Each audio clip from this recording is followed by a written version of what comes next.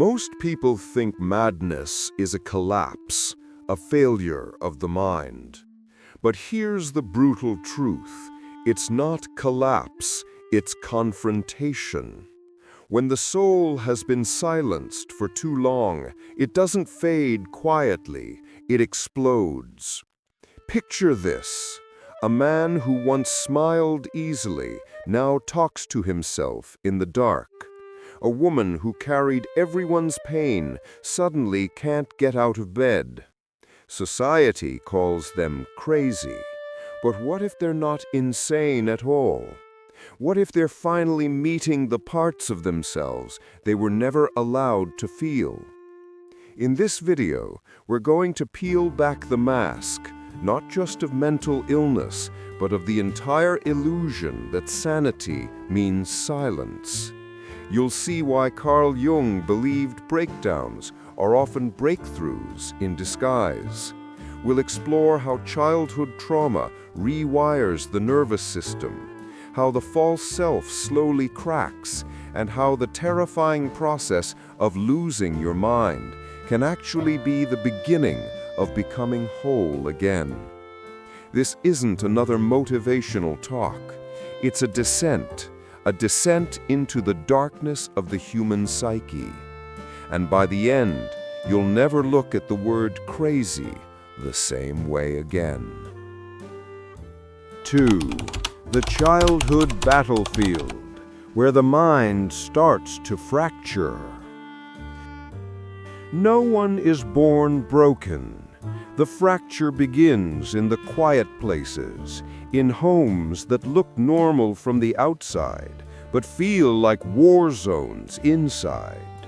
Imagine a child who learns early that love can turn violent without warning. The father's footsteps down the hall are thunder. The mother's silence is ice. Every dinner becomes a negotiation for safety. The child doesn't cry. He studies. He memorizes moods, tones, and breathing patterns like survival codes. This is where the psyche starts to split. Because when the world around you feels unsafe, the mind has to create two versions of you, the one who feels and the one who pretends. The pretending self smiles, behaves, adapts, while the feeling self is buried alive. Neuroscience calls it hypervigilance. Carl Jung called it the beginning of shadow formation, the exile of authenticity. And here's the cruel part. The more skilled the child becomes at hiding, the less anyone notices he's in pain. Teachers call him mature. Friends say he's strong. But strength built on fear is just armor, and armor, over time, becomes a cage. The battlefield of childhood doesn't end when we grow up. It lives inside our nervous system, replaying old alarms, whispering old warnings, until one day the adult realizes the war never stopped, it just went underground. The poison of denial. How families gaslight reality. What destroys a child isn't just violence, it's silence. It's when pain happens in daylight, yet everyone pretends it's night. When the father screams, the mother smiles. When the child trembles, they say, "You're too sensitive." When the house shakes, they call it love. This is the poison of denial, the quiet rewriting of reality.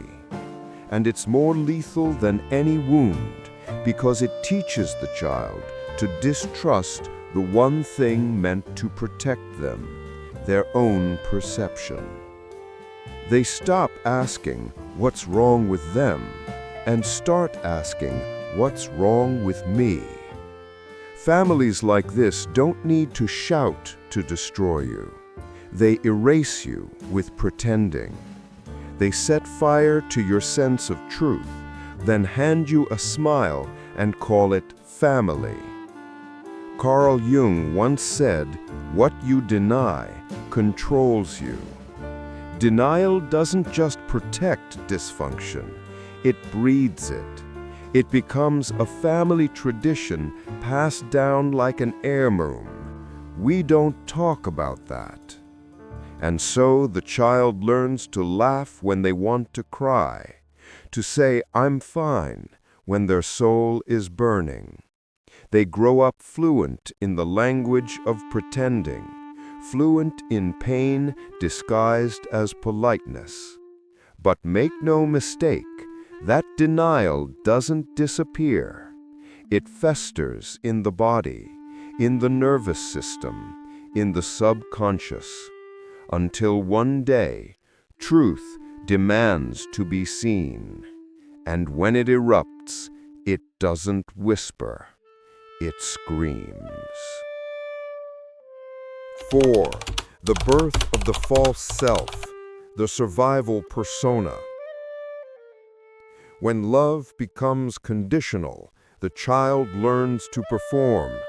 He studies what earns affection and what invites punishment. Every smile becomes strategy, every silence a shield. This is how the false self is born, not out of deceit, but out of desperation.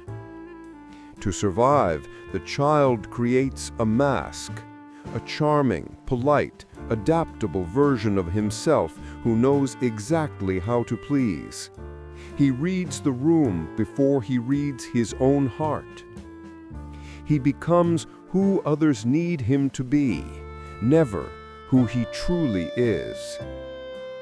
Donald Winnicott called it the false self, and Carl Jung called it the persona, the mask we wear to survive the world's expectations.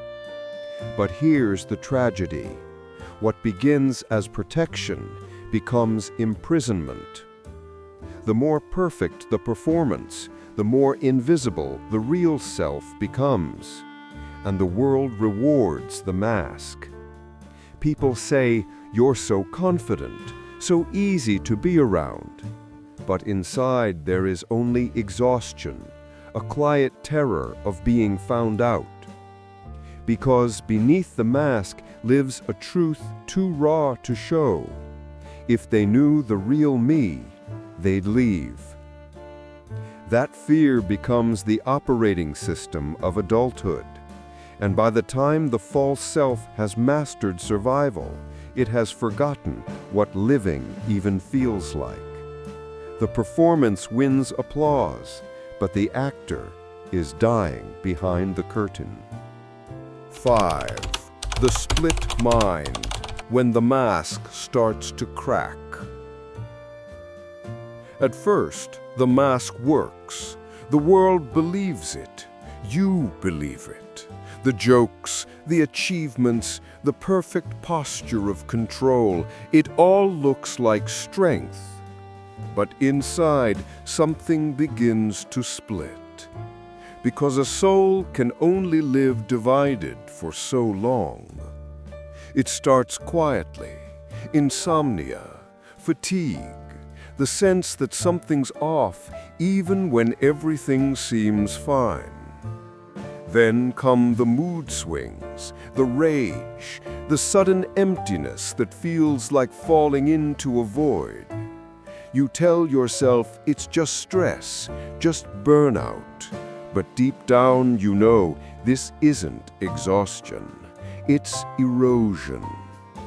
The false self is starting to crack, and through those cracks, the buried truth begins to leak out. Neuroscience calls it dysregulation, the nervous system trapped between fight and freeze. Carl Jung called it neurosis, a substitute for legitimate suffering. Because every emotion you refuse to feel now demands a voice. The mind becomes a battlefield between two selves, the one that wants to keep pretending and the one that's done lying. You start to forget who you are when no one's watching. You stare in the mirror and the reflection stares back like a stranger. This is the moment most people call breaking down. But in truth, it's breaking open. The psyche is tearing apart everything false, not to destroy you, but to set you free.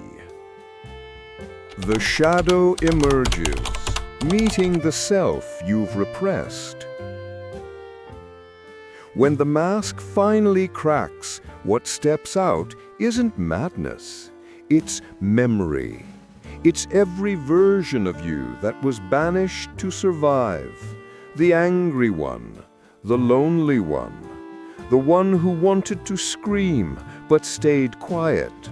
They rise from the depths like ghosts demanding recognition. This is the shadow, the part of you that holds everything you were told was too much. Carl Jung said, "Until you make the unconscious conscious, it will direct your life, and you will call it fate." And now, fate comes knocking. At first, it's terrifying. You feel emotions you can't name, impulses you can't explain. Rage floods through tears, shame turns to fury, and suddenly you realize this darkness was never your enemy. It was your mirror. The monster under the bed was just you, starving to be seen. The shadow doesn't come to destroy, it comes to integrate. But most people run. They drown it with work, numb it with pleasure, spiritualize it with fake positivity. Anything but listen. Because to face your shadow is to strip away every illusion of who you thought you were. Yet here lies the paradox.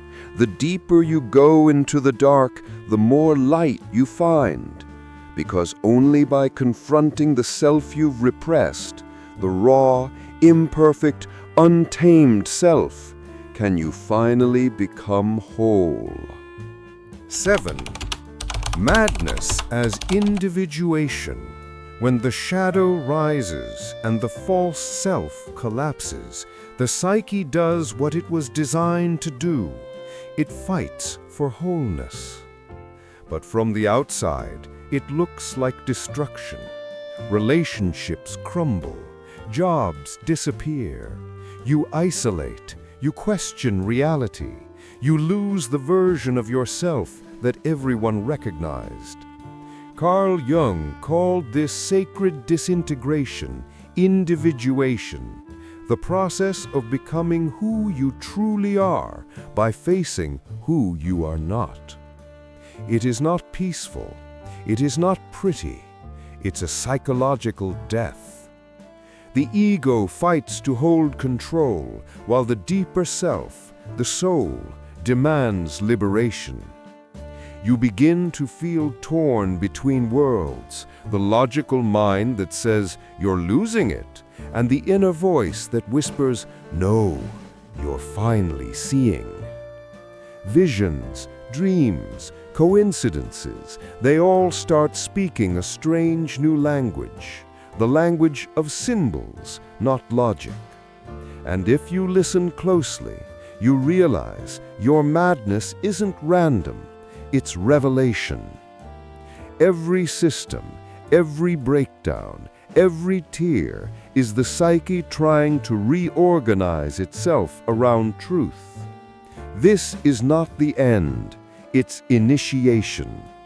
The fire that burns away illusion so that something authentic, ancient, and unbreakable can emerge. You are not falling apart, you are being remade. 8. The long road back. How healing truly begins. Healing doesn't begin in light. It begins in ashes. After the storm, there is silence, not peace, but emptiness. The world looks the same, yet nothing feels familiar. The old mask is gone, but the new self hasn't arrived. You are raw, exposed, trembling. And in that stillness, the real work begins. Most people think healing is about becoming positive. It's not. It's about becoming honest. It's sitting with the pain instead of escaping it. It's letting the tears fall without shame. It's finally saying, yes, that happened, and it hurt. Carl Jung believed that healing is not about fixing the wound, but befriending it, because every wound carries wisdom, a message from the parts of you that survived. This is where you stop performing and start listening. You begin to write, to scream, to breathe again, not to impress anyone, but to reconnect with what's real. The nervous system, once stuck in survival, starts to thaw. You notice small miracles, a calm morning, a deep breath, a laugh that doesn't feel forced. This is rebirth, not loud, not dramatic, but sacred. Healing doesn't make you who you were before the pain. It makes you someone stronger, deeper, more awake. Because now you don't just survive the darkness, you understand it. 9. From madness to meaning, finding light in the darkness. There comes a moment when the chaos begins to make sense, not because the pain is gone, but because it finally has context. You start to see that every sleepless night, every breakdown, every tear-soaked floor was not punishment, it was instruction. The psyche was never trying to destroy you. It was trying to deliver you back to yourself. Eli, or the Eli within us all, was never insane. He was strong for too long. He carried the unspoken grief of his parents, the shame of silence, the burden of pretending. And when he broke, it wasn't weakness, it was truth breaking through the lie. This is the turning point where madness becomes meaning. You realize your pain has been sculpting you, refining you, teaching you empathy, depth, presence. You begin to look at others differently. The angry become wounded, the distant become afraid, the crazy become human again. Carl Jung believed that in every descent there's hidden gold, the treasure of consciousness. The madness was never the enemy, it was the initiation. It stripped away illusion, forced surrender, and revealed the light that had been buried beneath the rubble. And now, standing in that light, you understand the darkness didn't take you away from yourself, it brought you home. 10. The courage to be whole. Wholeness is not perfection, it's reconciliation. It's the moment you stop running from your own reflection. The pain, the rage, the shame, all of it has a place at your table now. You no longer exile your darkness, you integrate it.